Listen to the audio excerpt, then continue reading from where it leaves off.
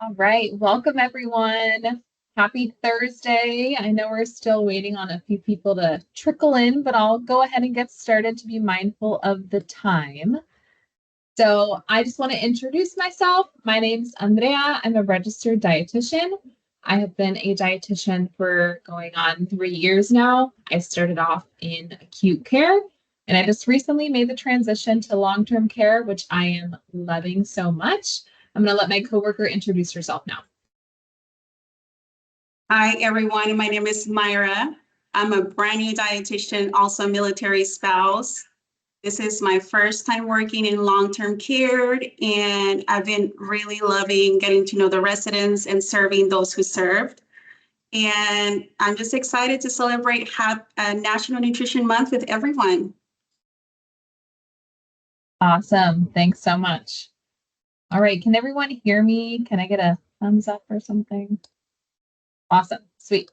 Okay. So we are both members of the Academy of Nutrition and Dietetics, which is the world's largest organization of food and nutrition professionals. Members of the Academy, including RDs and nutrition and dietetic technicians, or NDTRs, we all play a key role in shaping the public's food choices, and we're committed to improving the nation's health. As food and nutrition experts, RDs serve in roles that have a positive impact on the health of their patients, clients, communities. We offer preventative and medical nutrition therapy services in a variety of different settings, and we are a trusted source about what types of foods to eat. NDTRs are also employed throughout the community in areas such as hospitals, public health clinics, nursing homes, and more, and they use their nutrition knowledge to help people make positive lifestyle changes. Dietitians are the only qualified professionals to give medical nutrition therapy. Okay, so each year during March, we celebrate National Nutrition Month, which is a nutrition education and information campaign sponsored by the Academy, and it invites everyone to learn about making informed food choices and developing sound eating and physical activity habits. National Nutrition Month started out in 1973 as a National Nutrition Week, and it later became a month-long observance in 1980 in response to a growing interest in nutrition. The theme for National Nutrition Month 2025 is that food connects us.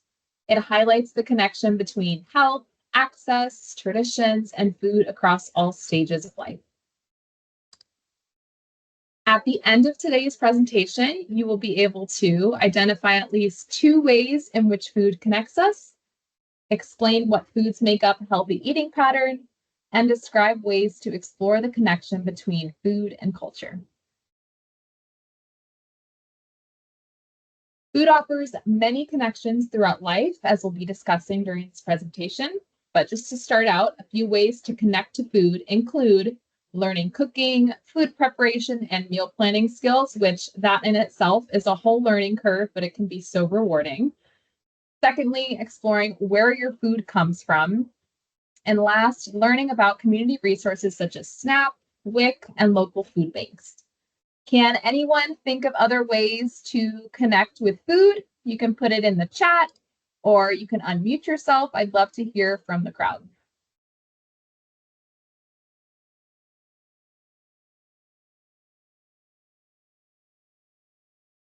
One. At least for me, I connect with food a lot. I see. Okay, gardening. I also love gardening. That's what I was going to say. I love to garden, especially in the summertime when the weather is nice. It's like a therapeutic thing for me, and it's very, very rewarding. Trying new recipes. Yeah, that can always inspire us. Farmers markets. That's so much fun. Finding a good farmers market is awesome. Local grocery stores nearby hosting cooking classes that introduce you to new foods and a new way of preparing it. Local co-op. Yeah, these are wonderful answers. Thanks, everyone. Okay, so preparing foods at home allows you to control the ingredients, their amounts, and how the foods are made. By learning cooking, food preparation, and meal planning skills, you can identify ways to substitute lower cost ingredients, use lesser amounts, maybe even, which helps fight food waste, and increase the nutrition of many dishes by including more fruits and vegetables. Exploring where your food comes from offers you the opportunity to learn how it's grown and raised. It may even inspire you to start a home or community garden like we just talked about. And food assistance programs like SNAP, WIC, and local food banks may also be available to individuals who are eligible. We may not think about this until we get older or until we have a chat with our doctor, but food connects us to health. Many factors influence our relationship with food, including health, such as the memories, maybe how we were brought up, maybe what our mother or father or family member cooked for us every birthday, certain traditions, holidays, seasons, and access to food. So while these factors influence the foods that we eat,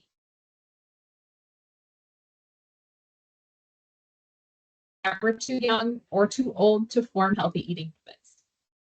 During our lives, foods may be recommended to help reduce the risk of certain chronic diseases or be prescribed in the treatment of some health conditions.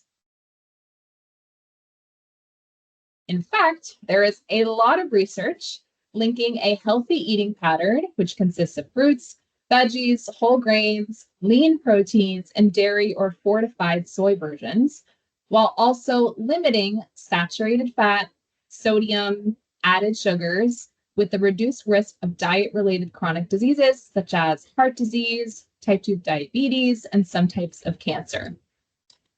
RDNs and NDTRs play a critical role in helping people understand the connection between the foods that individuals and communities eat and how these foods impact health throughout life. All right, now I'm going to pass it along to my coworker. All right. And you may ask yourself, where can you find these nutrition experts? So connecting with nutrition experts allows you to receive personalized nutrition information to meet your health goals. Dietitians provide preventive medical nutrition therapy, that is also known as MNT, and specialize in different areas such as diabetes and many others. So we're everywhere.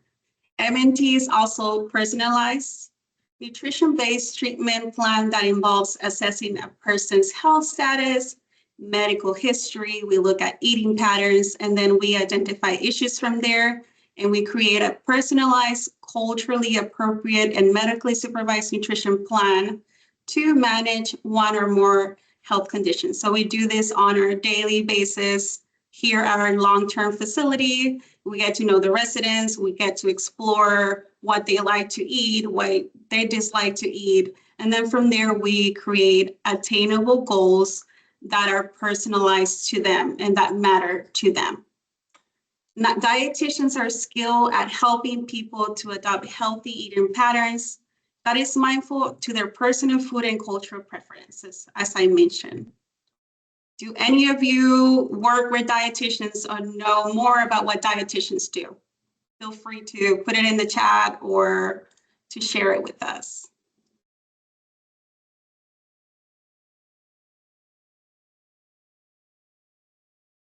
All right. Well, like I mentioned, those were some of the things that we do. You did 6 years ago, Kelly. All right. So we work in many areas of nutrition, community, private practice, long-term care. Yep. So Grace said my dietitian was able to help her with attainable goals and food choices. All right. Those were all great. There you go. We have somebody that was an instructor, nutrition instruction for the Army. Great. All right. Let's see here. To find a nutrition expert who specializes in your unique needs in your area, you can visit eatright.org. During National Nutrition Month, we are also encouraged to explore the connection between food and culture. The foods we grow up eating are often influenced by our family's culture. That's very true. I can attest to that. Do specific foods and celebrations come to mind? Would anyone like to share an example of foods that are special in your family's traditions? Let's see what we have. Awesome. Work with dietitians.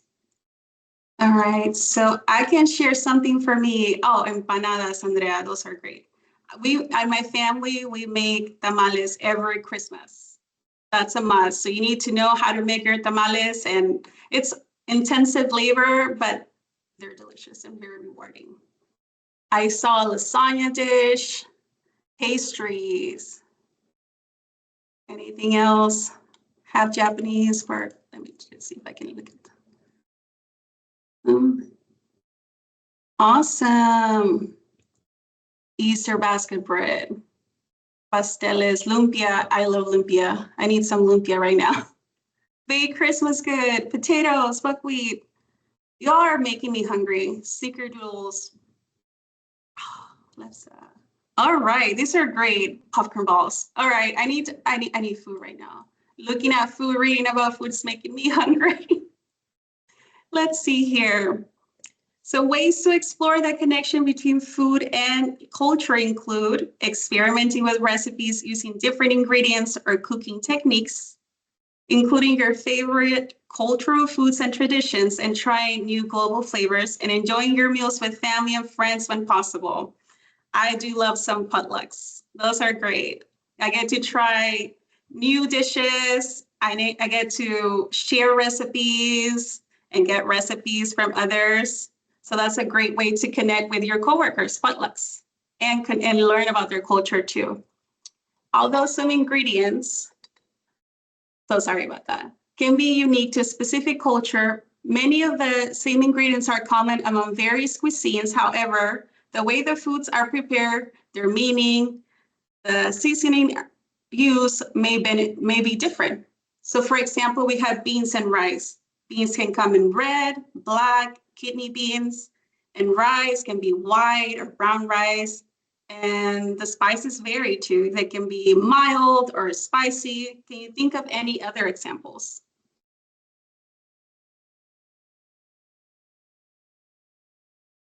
All right, let's see here.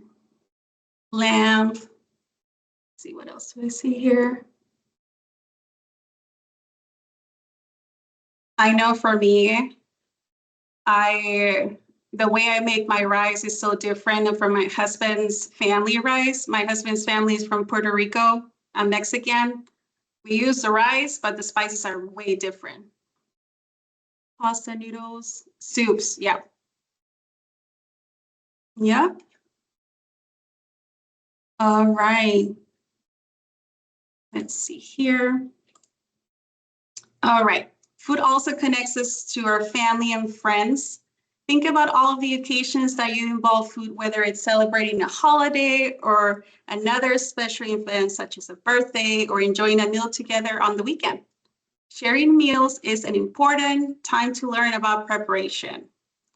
Who made the dish and what ingredients they use.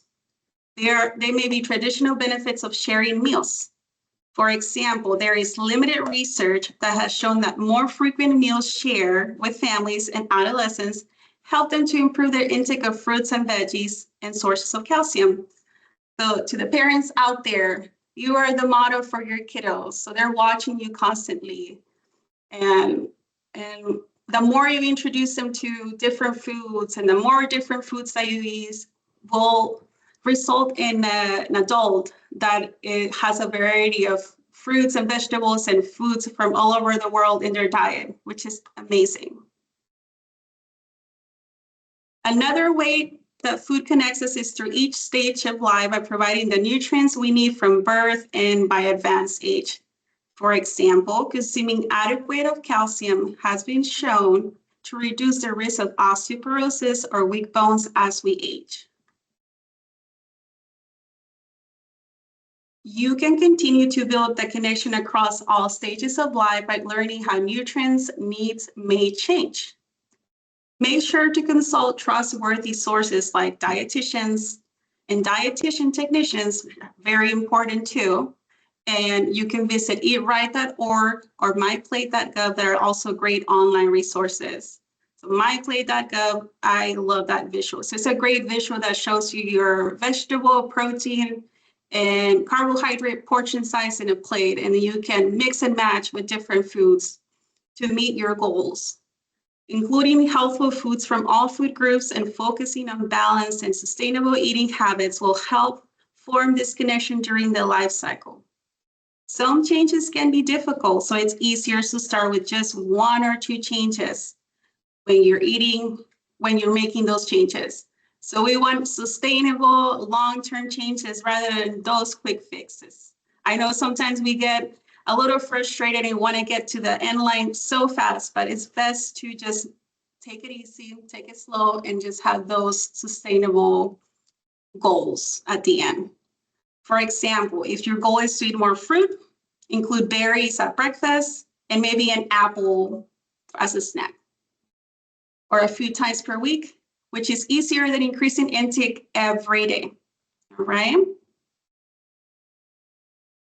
And this concludes our presentation. Happy Nutrition Month. And now we are going to move on to questions, or if you want to stick around and share more nutrition tips, we are here to listen and to learn. Thank you.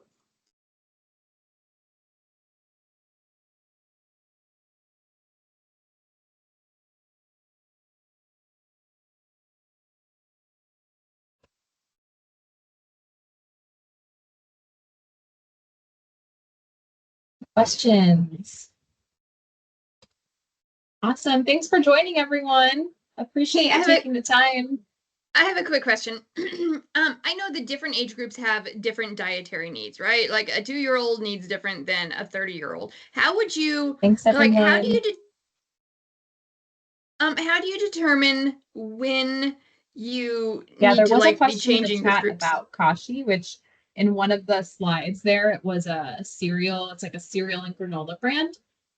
The question was, is it really good?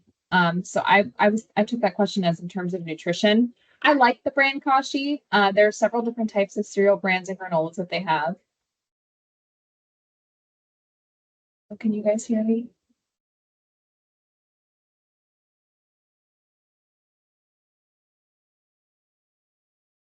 Can you guys hear me? Can you hear me now?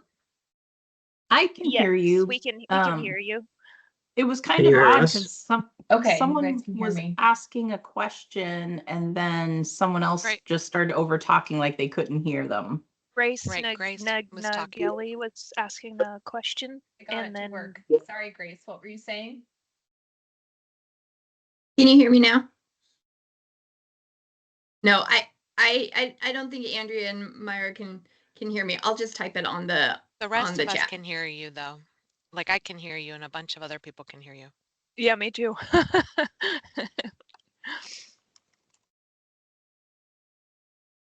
don't know why. Oh, that's right.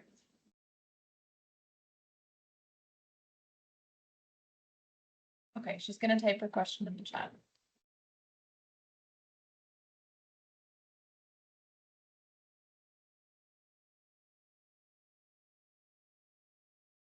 I know different age groups have different food requirements. When do you determine the time you need to be changing food requirement based on their ages? Yeah, that's a great question. So the USDA is a wonderful resource for what to include at different ages of life. So I would refer to USDA, or another resource that you can use is My Plate, like we were talking about. My Plate is a great resource, or a dietitian. So finding a dietitian that is well-versed on maybe the age that you're looking for medical nutrition therapy. If that answers your question, Grace.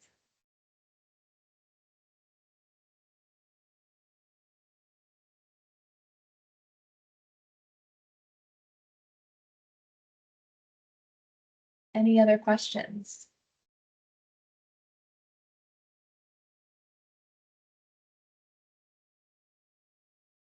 I have the same question about postmenopause. Yeah, that's wonderful. That's a great question. So USDA, but also I think who would have more information for you is if you saw your primary care or your doctor that is helping you with that, and then they're able to refer you to a dietitian. I think especially with hormones, postmenopause or premenopausal, anything hormone related, a dietitian will really be able to dial that in and gather nutrition stuff to help you out there.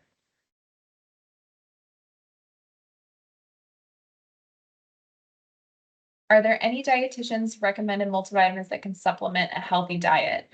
Yeah, there are a few brands that I really like. The thing with supplements is it is not regulated by the FDA. So a lot of supplement companies can come out with supplements, slap a label on it, label it as anti-inflammatory, but it might not have the proper testing or it might not have the proper research to back up those claims. And so with supplements, it is extremely important that you do your research. Number one, that primarily you choose organic, USDA organic with the seal on it. And secondly, that it is third-party tested. Those are very important factors to consider when you are getting a supplement. Usually the health food stores like Whole Foods, Sprouts, they'll have a whole supplement section and they'll have someone there that is knowledgeable on those types of supplements. So if you go in asking, hey, can I find a multivitamin that is third-party tested and that is USDA organic, they'll be able to help you out there. What are some nutrition myths you wish more people understood wasn't true? Oh, this is a great one. We love talking about this all the time. Yeah. I would say a lot of the different fad diets like keto or going like completely plant-based if it's just for a weight loss perspective. There are lots of different fad diets out there. People think that eliminating carbs completely can help with weight loss, which it might. However, it's not sustainable. It's not healthy. Cutting out any major macronutrient or major food group is not going to be healthy for you. We need our fiber in. Yes, we need our fiber in. Mayra behind me just said that. When a doctor recommends a supplement, do you have any advice for how to choose the right brands? I've heard things about clean companies, but no idea how or who verifies such things. That's a wonderful question. Yes, Dory. So really researching the brand, what I would do in that case is ask the doctor, are these supplements that are third-party tested? Is this a supplement that is research backed? That's what I would ask the doctor directly first. Before you go on, because they'll probably be able to give you those answers. Or a dietitian. What are your thoughts on fasting? I think fasting, my personal clinical opinion on fasting is that women that are pre-menopausal should not fast because going a long amount of time without eating can disrupt our hormones. So I am not a fan of fasting in pre-menopausal women. In men, I think men deal with fasting in a different way. I think it is okay in a certain population, very certain population, but I always with anyone who is attempting fasting, recommend they do it alongside a registered dietitian. Periodic fasting, yeah, so lots of questions about fasting. It kind of depends, it really depends. Like I said, premenopausal, I don't recommend it. Postmenopausal women, then maybe in certain situations again, but I think you really should consult a dietitian first to check labs, make sure that you're suitable for it, all of that. What are your thoughts on GLP-1s? Kind of similar answer. I think that in a certain population it is appropriate, especially in the diabetic population. However, it's gaining a lot of craze right now with using it as a weight loss method. And I think that's okay in a very small population. I think making whole lifestyle changes, both nutrition, physical, holistic, and mental changes are always going to be my first resorts. Great resource for natural health dietitian who looks at your blood, sleep, energies. Okay, great. Yeah. Recommend clean supplements. Wonderful. Do you recommend food intolerance testing?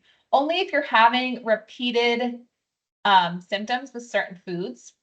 But I also think it's important to look at the whole picture. Like, what are you eating a lot of? Are there whole foods? Are there processed foods? Is there a mix of them? You know, what is the disruption in your symptoms essentially? Are there certain superfoods that actually live up to the hype? Yes, great question, Grace. 100%. Chia seeds, those are something that I incorporate honestly on a day-to-day basis. They are very antioxidant rich. They're a great form of soluble fiber. They've got some plant-based protein, some vitamins and minerals. So chia seeds off the top of my head, that's one that I can really vouch for. If you're starting a new exercise routine, is it better for blood sugar regulation to eat before or after exercising? Great question.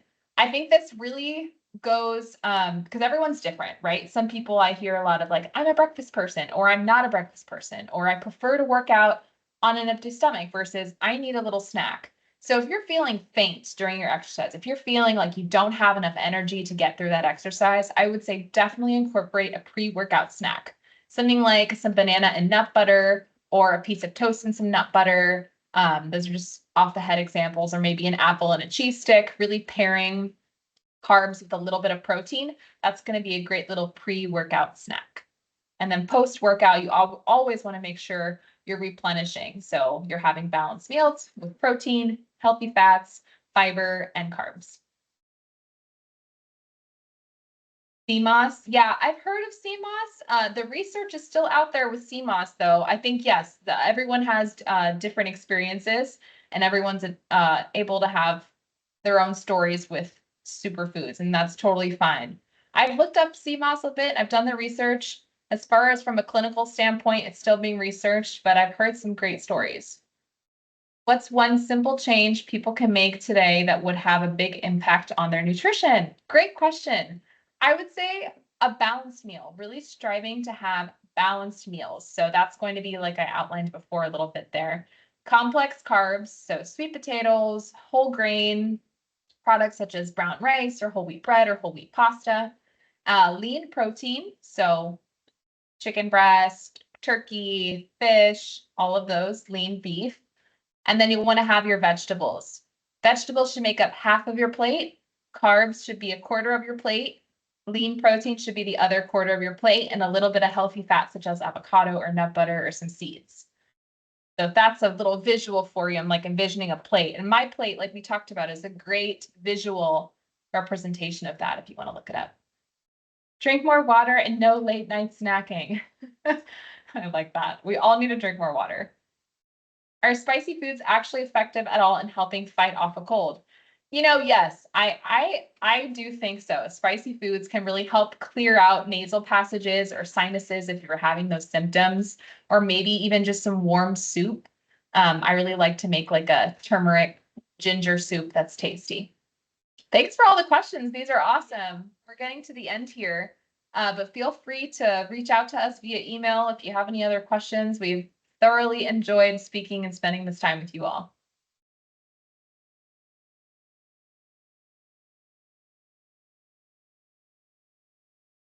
All right. Thanks, everyone. Enjoy the rest of your day. Thank you, you too.